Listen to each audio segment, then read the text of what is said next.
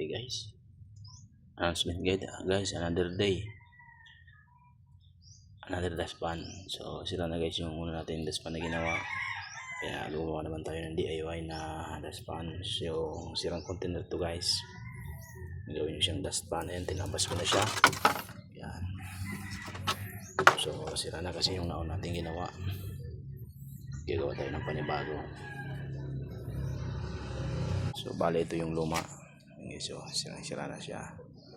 Kaya naisipan natin gumawa ng panibagong dustpan. So yun guys yung ating pako. So pakuin natin siya.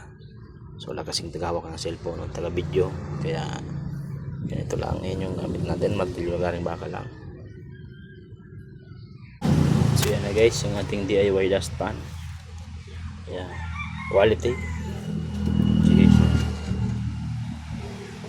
ating DIY dustpan. Pero pura na siya sa mga paragamit. Ito man nagiribo.